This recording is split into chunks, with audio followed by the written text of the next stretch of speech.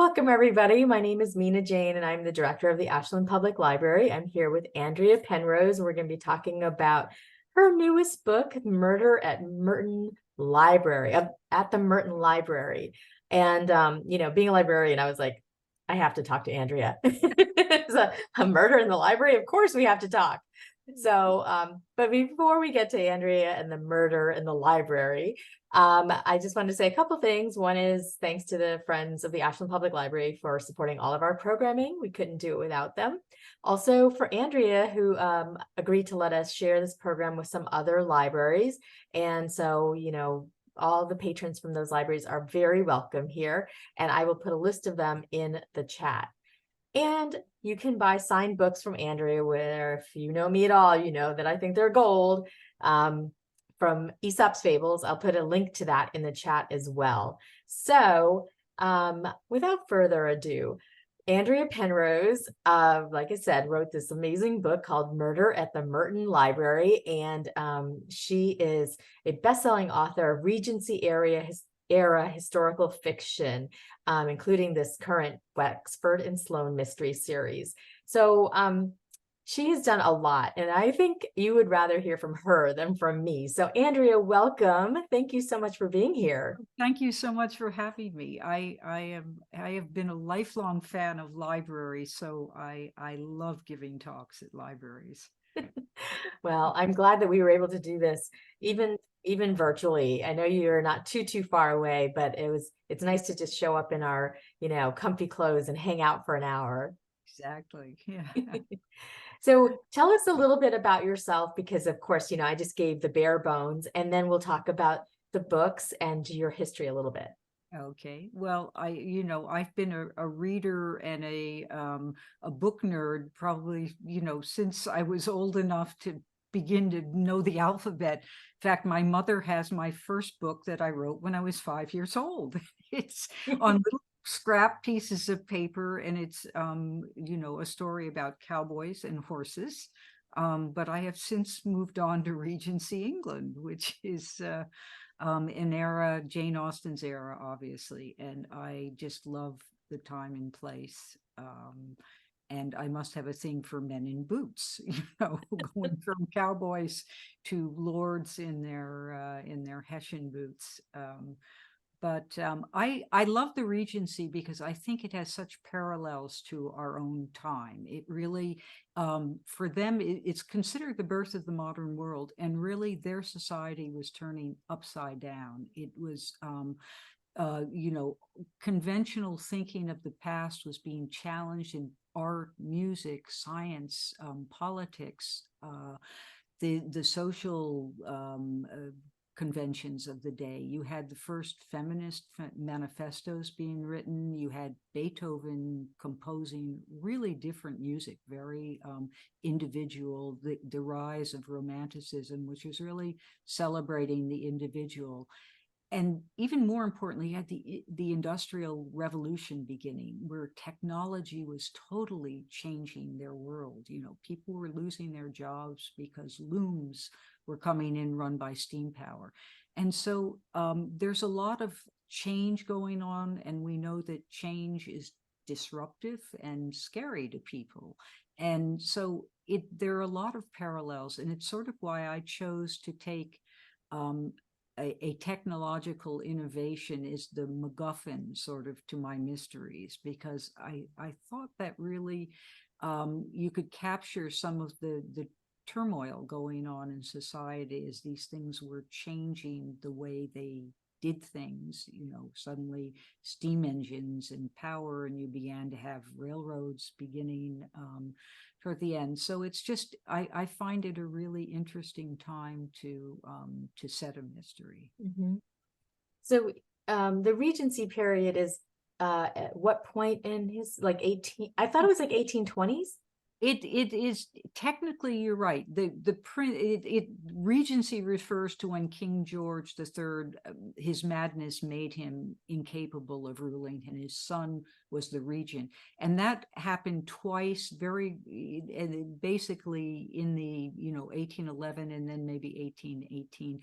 But for historical purposes, most historians say from 1800 to 1838, which is when Queen Victoria came to the throne. It's sort of when George III, he died in 1822, and his son, the Prince Regent, ruled for till he died in 1838 and Victoria came. So it sort of is that's a good measure, sort of the Napoleonic Wars and then to Victorian time. And it's Jane Austen's era to sort of ground it for everyone else. It's that that era of country estates and tea parties, and but there was also war going on throughout Europe, and a lot of, as I said, changes in thinking of how their world appeared to them. Yeah, so I think that most of us do know about Pride and Prejudice and think of era more in terms of romance than mystery, because you've turned it on its head and really shown the underbelly of what was happening in the Regency era through your books. I don't know why I keep saying area, but but talk a little bit about that, like, because you were a romance writer at one point. What Exactly, yeah. what made you turn? Well, I really enjoyed writing romance, but mystery gives you a chance to explore psychologically a little deeper. A romance is usually about how two people come together in a romance. But a mystery is a lot of your trying. The core is, okay, you're challenged, and sometimes it's a very difficult or something that affects you personally. Say a friend is accused of murder, or someone has been murdered. The stakes get a little higher, and the way you try and unravel a mystery asks you to sort of, who do you trust? Who is a believable narrator? How do you how do you work together to solve things? How do you solve, if you're butting heads with somebody? I just find the psychological, how people work, how you relate to people, how you grow, how you change when you're faced with adversity or faced with a tricky, thorny problem to unravel, was more meaty for me to write characters. I felt it's such a broader range of things you can do. So can you set the setting for us a little bit for this Rex and Sloane series that leads up to the Merton Library? But where did it start? Where did the idea spark? Well, the idea, the very first book, there are two protagonists that run throughout the series, and the first one is a wealthy aristocrat. He's an earl, but he's also a brilliant scientist. He's sort of curmudgeonly and very acerbic, and he is having a public feud with a very pious cleric who is accusing him of bad behavior, both in his scientific thinking and in his personal life. And the Earl of Wrexford is very sharp-tongued and very clever, so he is sort of lacerating this guy in the newspaper. And the other protagonist, Charlotte Sloane, is a woman who has taken on the pen of her late husband, who was a satirical cartoonist, and she has to use a pen name because woe to any woman who criticizes the authorities. So she lives on the fringes of respectability. She has very little money, but she's supporting herself doing these satirical cartoons, and she has become the most popular satirist in London. And to set the picture, the real life satirical cartoonists were like the Trevor Noah and the Jimmy Kimmel of our day. They would poke fun at and also talk about the foibles of the rich and famous, the government. So the public really looked to these. The print shops would publish these huge, colorful prints that would have commentary, and they would put them in the windows for people who couldn't actually afford to buy them. And so people could read, like we read the New York Times. They would read about what was going on, if there was a scandal in the Bank of England or what was going on in the war. And so they were very influential people. So anyway, Charlotte starts doing a satirical cartoon about the feud between the cleric and Wrexford. And when the cleric is found murdered, obviously the subject, the prime suspect is the Earl. But Charlotte has seen the murder scene because she has all these contacts within the street urchins and how she collects her secrets. And she has a feeling he didn't do it. She sees some evidence, and he somehow finds who she is and comes and makes a threat, basically. If she doesn't help him prove his innocence, she will expose her. So she hates him at first sight, but they really they work together well because they're both very observant, but they see things in different ways. So they develop a respect for each other that obviously then they prove the Earl is innocent, and they part ways. But lo and behold, book 2 comes, and she's drawn into another mystery with him, and that's sort of how it develops. So I've been developing not only different mysteries but their relationship, which gets more and more complicated, and friends get drawn in, and they develop a real interesting relationship. Yeah, I think that you have so much going on in the series. So like the Merton Library is the 7th book I think I mentioned earlier in the series. So there's 3 things. One that comes directly to mind, obviously the character development, which is slowly unpeeled through the books and their backgrounds and their motivations. The other is science, because he is a scientist. So like he's got the chemistry and the, like that scientific brain. And then, the work that she does, the satire of the times. And so like you've got like all this history, like deep history of this, of the time through her eyes. So how are you pulling this all together? Like what is your research like? I go down a lot of rabbit holes, which I find so much fun. Like I have, first of all, I have to pick the technological innovation. And, there's a certain irony to me writing books based on science, because the last science class I took was 9th grade biology. I have become fascinated. I really wasn't interested. I was history and art and, that sort of, but I've become to realize how interesting science is and how creative. In fact, in the Regency, the scientists and the artists, the poets, they used to hang out with each other because they thought they were both thinking really creatively.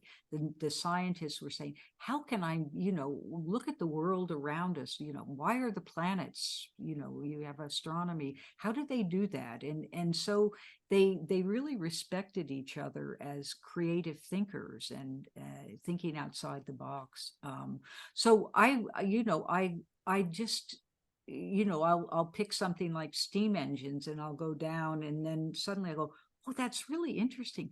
Patent law began to develop around that time, and wow, patents were really, really important, and people would murder for them. And so I find all these little neat things, when I start going down and I think I've been writing about the Regency for a long time because I did that in romance too, so that the world itself is a comfortable one for me. I know a lot of the structure of it and how it worked, and how the aristocracy, how all the titles go, and where they would meet, where the main dance halls were, where the men's, gentlemen's clubs were. All of that world is familiar to me. So then when I need specific things, I can do sort of deep dives into, and they always lead me to things that I didn't expect. In the book before this one, it's about a revolutionary weapon, kind of a right.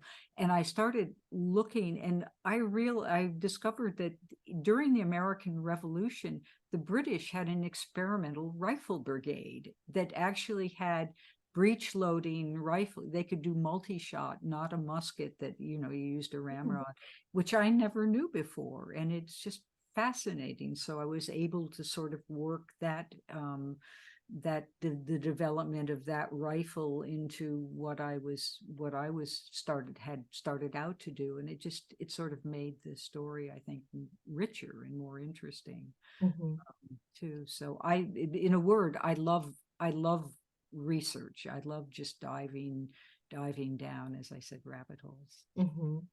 So would you say that it's not formula, because your books aren't formulaic, but that you generally have like a scientific issue for Rex and a technological issue of some sort for Charlotte? It's usually just one of the two, either the mystery, whether the murder set around whether the item is stolen or whether there's a patent missing.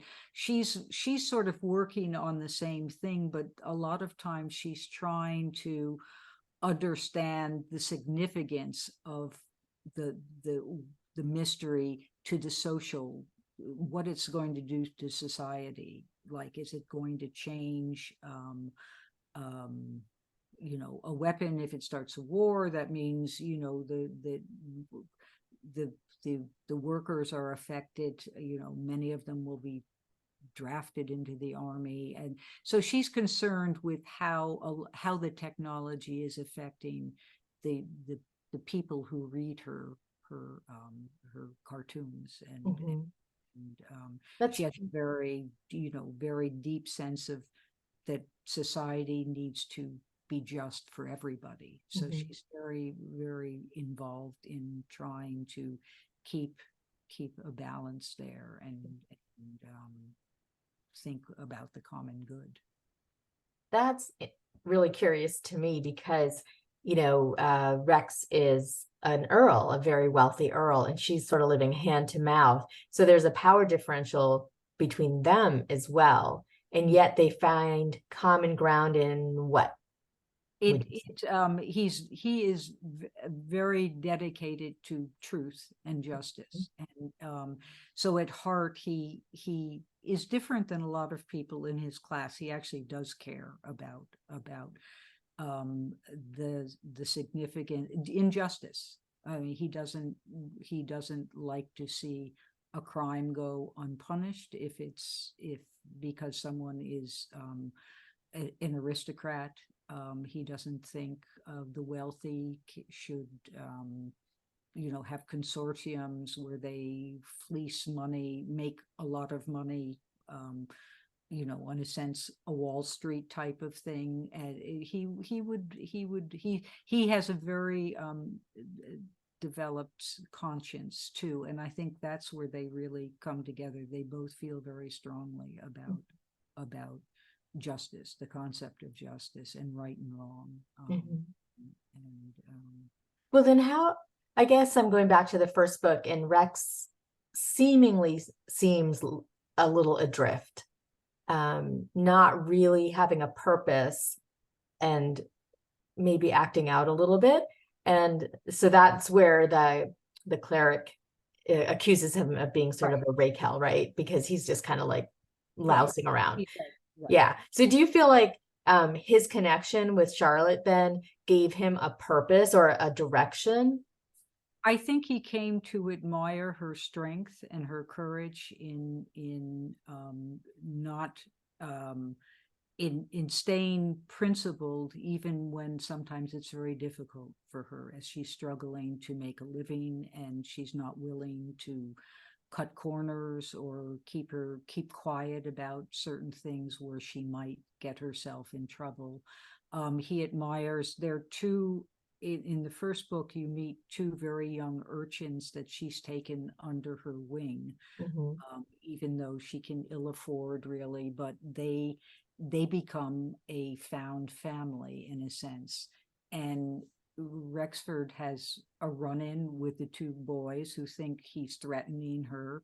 And he calls them weasels because they come at him with a broken bottle, and that nickname sticks, but it becomes a very one of endearment. And he, to his surprise, I think, becomes very protective of the boys, and so you see their relationship. He sees her moral courage, and he really respects that, and I think it helps him grow to get a sense of purpose, to see someone who's committed to justice, and to he begins thinking more about people outside his own circle, and caring about issues that maybe he hadn't thought about in the past. So I think they both learn from each other, and it's sort of, that's been fun to play with. Well, I mean, Charlotte, except for not having a lot of money, seems pretty put together. So what does she get out of this partnership with Rex? I think she enjoys the she enjoys the challenge at first, but I think she also respects his mind very much. I think she learns, watching him think logically through a problem. Sometimes she has felt she's been impulsive in the past. As you unwrap her backstory, she's a lot more complicated than she appears. And you do learn that she eloped with her drawing master. She wasn't from a really working class family, but she chose to throw it all away to elope for love, and her first marriage was a bit of a disappointment. You learn as sort of a backstory, but her husband has sort of ill health. He's fragile health, and he passes away, but it wasn't what she expected. Marriage. So she's a little leery of, she knows that she can tend to be impulsive, and so I think she sees how he solves things, how steady he is in thinking through a problem, and I think she learns from that. I just want to remind people that are here that you're welcome to put questions in the chat or the Q&A, and I'm happy to ask Andrea, but I have plenty. Okay, so let's one last question about like sort of the arc of the series, and then we'll get to Merton Library. One thing you just mentioned, found family, is that they continue to add to this found family through the books. What is that about for them? Well, I think it's just kind of a fun thing to do, because it bringing in friends and sort of misfits, and knitting them together, and seeing that the strength of their inner circle, as it begins to build, it now has a number of very different people in it. And to me, it was just something that you see in real life, that friendships of people you might at first blush say, how do they ever sort of fit together, and yet there's this connection that sometimes is hard to define why it works, but they become closely just knitted together, I think is really. And it's funny, I had started in the very first book, Rexford has a good friend, his only really close friend. And I started out thinking I meant him, this other man, just to be sort of a comic note, because he's totally different from Rexford. He's totally, he's a younger son. He's angry. His father has him on very tight purse strings, so he has no money. So he rebels against that by bad behavior. He gambles and he's terrible at it, and so he's constantly in debt. And I meant him to be just sort of this fribble, which is a Regency term for he's lovable, but he's just not someone you depend on. And at the end of the second book, he just totally surprised me. He said, "No, that's not really who I am." And he does something very unexpected. And he just sort of said, I have a lot more depth than you think I do. And he has been so much fun to sort of develop, and sort of, okay, if that's what you want to do, let's let you play. And I never ever imagined what he is now, and it was just so much fun as a writer to sort of know that. I mean, it sounds silly, but sometimes the characters really do fight against you when you're trying. I can tell sometimes when I'm writing a scene and it just feels flat. And I will finally just say, okay, no, they're not doing what they want to do. And so it's interesting. Yeah, well, I mean, and it makes sense too, because nobody's one-dimensional, so like building him out actually I thought was I think very, very interesting for the storyline. So I lied, I'm not going to go right to Merton Library yet. I do because you do peel back the layers of your characters. The mysteries are standalone, so you can read the books as standalones. But your character development really happens along the route. You don't just like info dump in the first book. So did you know that this was going to be sort of a long-running series when you started it? You never know. I mean, the publisher sort of does it a couple of books at a time. Luckily enough, they've been very supportive, and readers seem to like it. So I'm delighted that I get to write more of them. Well, we're delighted to read them. Like I said, when I discovered this book, I just went down an incredible rabbit hole of being like, oh my gosh, this is the seventh. I have to read them all. And then realizing Andrea had books before that, and I had to read those ones. And so I have this huge pile of books that I'm going to be reading by Andrea very soon. But let's talk about Merton Hall now. So Merton Library, because now it's a seventh book. The characters are pretty well developed. Tell us about the mystery. Well, the mystery sort of revolves. This one is a little complicated. I did something a little different in it, in that they're sort of two threads of mystery, and one of them involves a backstory from Rexford's life.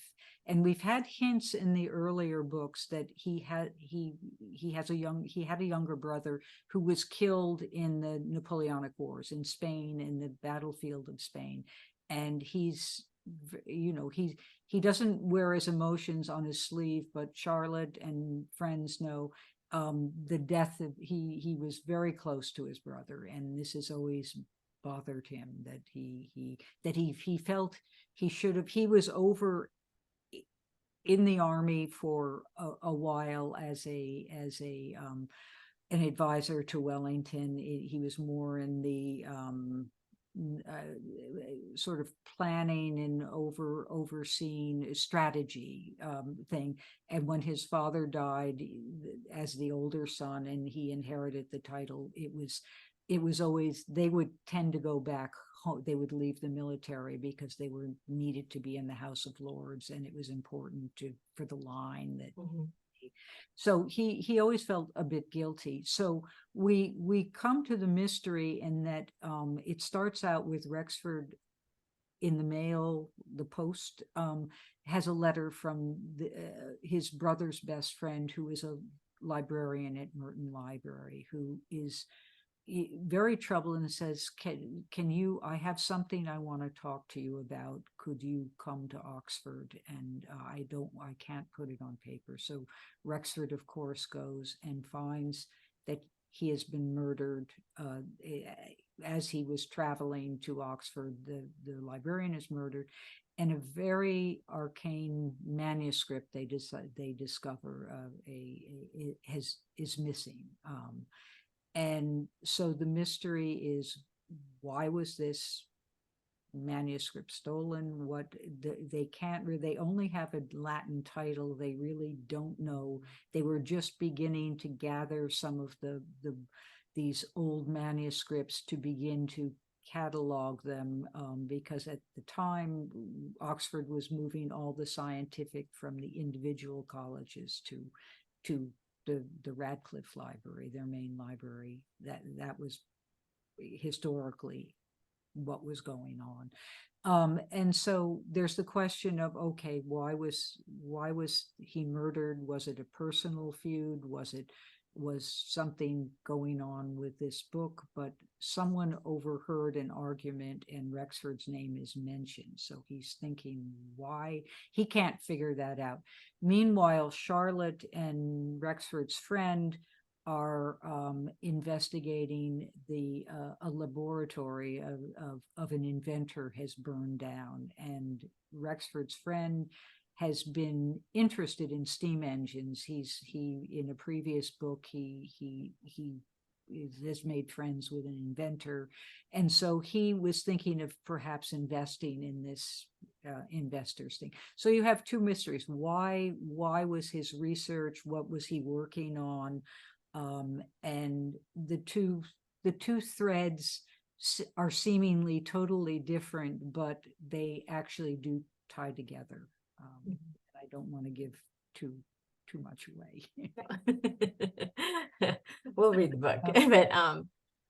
But what made you decide to go in that different direction of having two threads? It just I think as a writer, I think readers don't want to just read the same, okay, someone's murdered, a plan goes missing, now we're going to find it or something.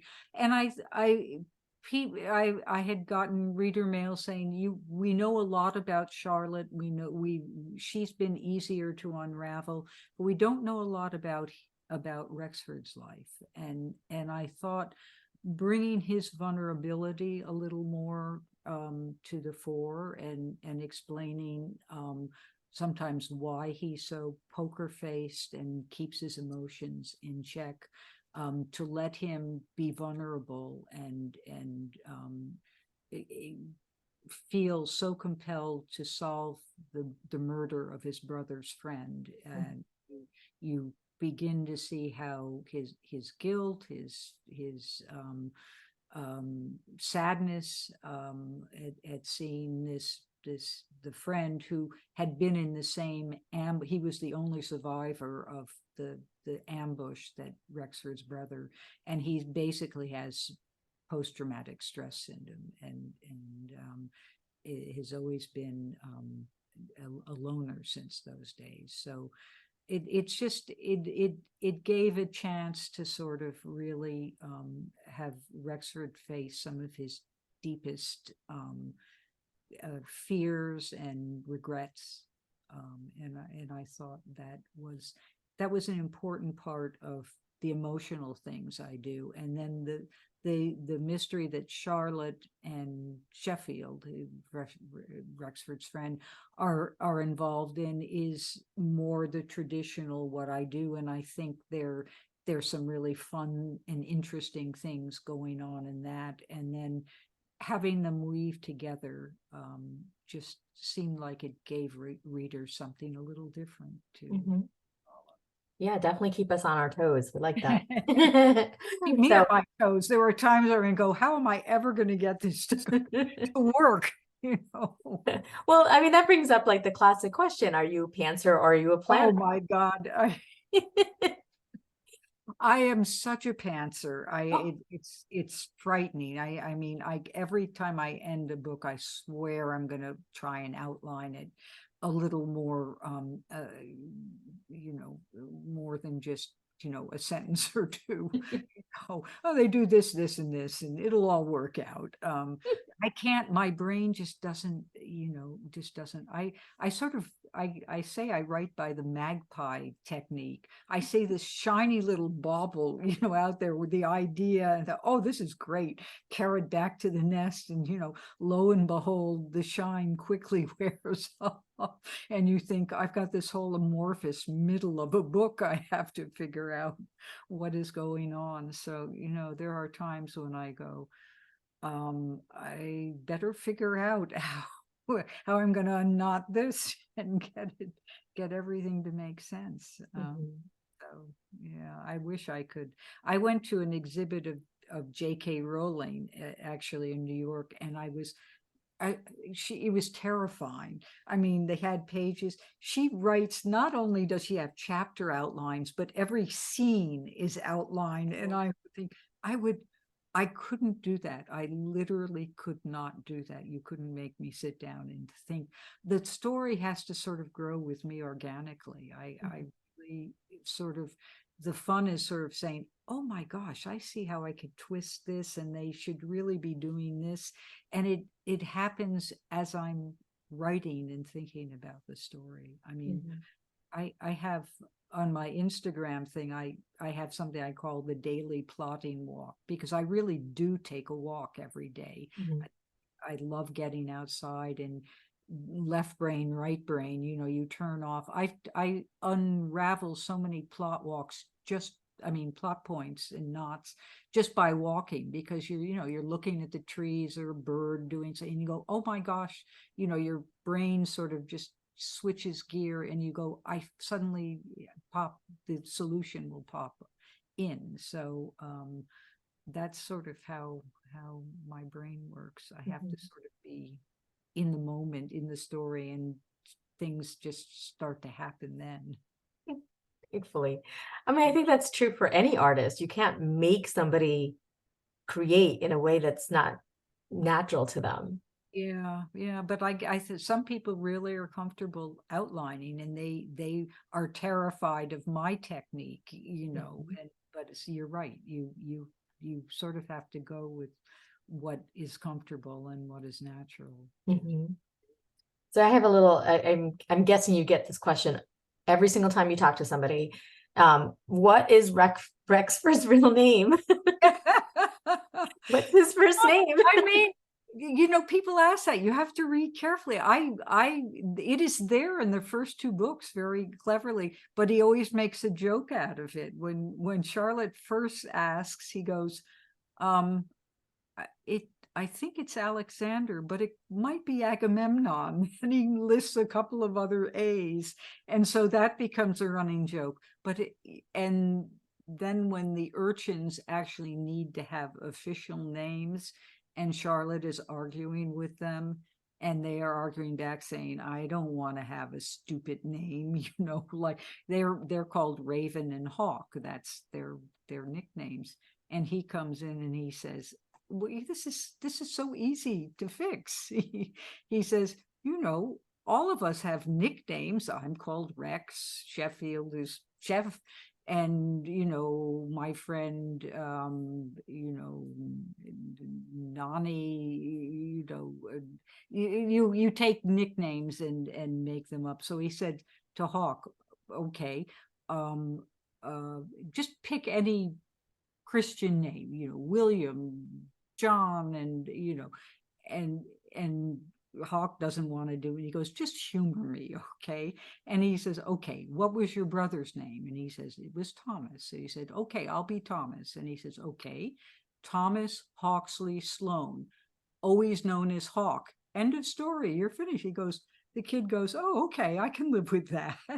So it's sort of it was a tradition of Regency men that they rarely first of all, you had to be really close with someone to ever call them by their first name. It just, for men, you called them by their last name, Rexford, so that was just how it was done, or Rex. And so it's normal that people just call him Rexford, but I sort of decided to make it a joke that his name is very rarely used, but I do reveal it in the early books. I'm gonna dig into that a little bit more. I find it funny that you've now added an osprey to this family. Right, yeah. It's not a found family, it's a menagerie. It definitely is, yes. Oh, Yes, funny. that was, yes, he was fun to add. Hmm. Yeah. So, since we can't do spoilers, I do want to know if you have been able to visit the places that you write about. I do go to, I've been to London and Oxford a Mhm. number of times. I love London. There's so many small esoteric museums that are just fascinating. The Museum of the Docklands, the Science Museum, the Guards Museum. Just the elite regiment has its own little museum. And it's so there I see, I'm constantly taking pictures, like there's a wonderful science museum in Oxford, and it has all the old equipment, the old early microscopes and all sorts of things. And the Royal Institution, which I set a lot of scenes in because it really was the center of science, still exists. It's this wonderful, the same building as in the Regency, this beautiful Portland stone, and in the basement they have some of the original laboratories still set up. So when I was writing about the voltaic battery, which is the precursor to creating electricity, they actually had voltaic batteries there, and so I could actually see how they were constructed. And Mhm. yeah, I really do love, and I have spent a lot of time in Merton College, but it's interesting. I did not get into that upper floor of the library. That is restrict. You have to have, be special access to see that. It's some of the really old, rare books, and I think it's as it is a working college, your visitors can come to most areas, but I wasn't able to visit at that point. I will go back at some point and try and get access. But I actually was going to ask, do you get special like ins anywhere because you're writing about those places?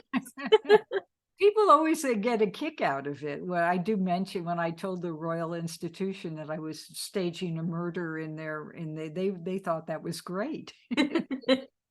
They liked it. People are usually very nice about letting you poke and look around someplace if you have know what you want to see and have a reason for it.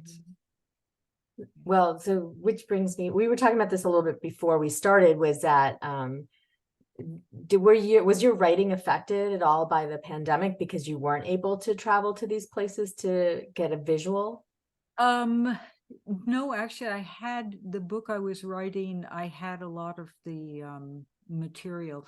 But the other thing is, I do a lot of research online. I mean, so many of the museums and libraries have archives on, if I need to see a certain book, a rare book or something, I can usually find it.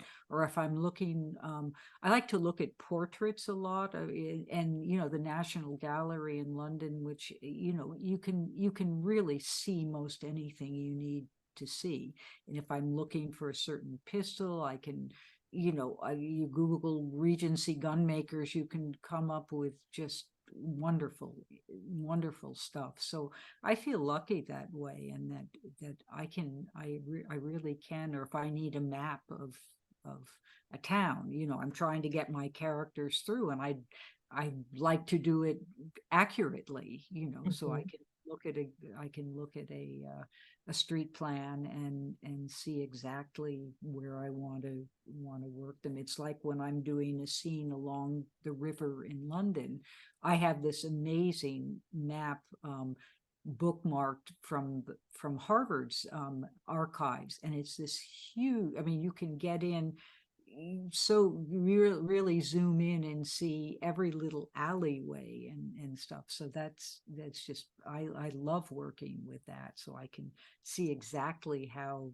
the people move from Rexford's where he lives down to the docklands, and where a boat might be able to hide in abandoned river. So that sort of thing is really fun. And I think that kind of detail really brings the place alive to your readers, because they, the research is, your research is just impeccable. It's really deep and thoughtful, I think. Well, thank you. I just enjoy it. To write the scene, I want to be able to picture it too. And I think I've been called a visual writer, and I think that's because my background is art. I was an art major in college, and I have a graduate degree in design. So I do see things very visually. I have to visualize them when I'm writing. If a ballroom or a street in the slums, and I've walked through the areas in London that were, and the streets are still really narrow, and the buildings, a lot of them are very old and would be from that time too. So you do get a sense of in the old cobbles, and just walking through that, it gives you a really good feeling for the Are art. you, I haven't really heard of other mystery writers writing in this genre, in this setting, in this time. Are you one of the few? There are more. There's actually a very, very good C.S. Harris writes the Sebastian Saint-Cyr Yeah. series, which I think is brilliant too. I really, really enjoy her series. And there are more. There's actually a time travel one too, by Julie McElwain. And it's called A Rip in Time, and something in time. It's an FBI profiler who gets put back in the Regency in one of her first cases. And it's fascinating because she's using sort of looking at crime from her modern point of view. And it's very interesting. Wow. Yeah, it's a real twist. Actually, Stephanie Barron writes a series with Jane Austen as her sleuth, and it's a wonderful series. Really, really good. I highly recommend that. Is the Laurie R. King, is she in that era as well? No, she's it's Sherlock Holmes, so it's a Yeah. little more Victorian. That's a wonderful series too. Love But yeah, it. it's late 1800s. Yeah, the Regency period seems so much further away, the further away we get from it. And so I find it really interesting to know that there was so much scientific discovery there when you think of it as almost being barbaric, because it's so old. Yeah, people, that's one of the things that excited when you really look at there's a lot percolating there. It isn't just the staid tea parties and balls and house parties. There was just a lot of energy, a lot of intellectual energy going on at the time. And it was really a time, kind of from the really old tradition to the modern world. And you see that change happening during that era. Well, I can definitely see why you would sort of focus in on that, because it is such a rich time that a lot of us don't know about. Again, as a romance reader, I read about the Regency period and think, like you said, balls and carriages and the Tims. But Austen wrote about village, she wrote mostly her books are set in the countryside, and she wrote about, yes, families and relationships, but it was quieter. Even though it's interesting, her brother was a famous admiral. He actually rose to be an admiral in the British Navy. It's one of the reasons why Persuasion, you notice, the hero is a naval officer. She's very, very she's always very kind to the Navy in her books. Because her brother was all his life, and moved from being a post captain up to, and he ended it as an admiral. Wow. I feel like I could ask you anything and you would know about it. I mean, I've gathered a lot of arcane, information, but it's no. it's that magpie thing. It really works for you. I don't know. I retain a lot of silly little details. I bet you're great at Jeopardy. Only not in pop culture and things. Oh, I'm good in some things, but other things, no. so we're almost out of time, but you had been telling me about your next book coming out next year that is a little departure from what you've been doing, but sounds amazingly interesting. Can you tell us about it? Yeah, I'm very excited. It's a new genre. It's called it's historical fiction, but it's a fictional biography of a real life. She was actually sort of slightly Georgian right before the Regency, but then came to age during the Regency. And she came from a very, very prominent family. Her uncle was Prime Minister of Britain, and her grandfather was also Prime Minister. Before then, they were probably two of the most famous British prime ministers, William Pitt the elder and younger. And her father was a famous scientist. He and Benjamin Franklin were friends, and they were both experts in electricity as well as other things. Her cousin was a war hero. Her great-great-grandfather discovered this amazing diamond when he was in India, working for the East India Company. That's where the family got their wealth. It's just this fascinating. And she wanted to have a seat at the table. She wanted to be as powerful and influential as her male relatives.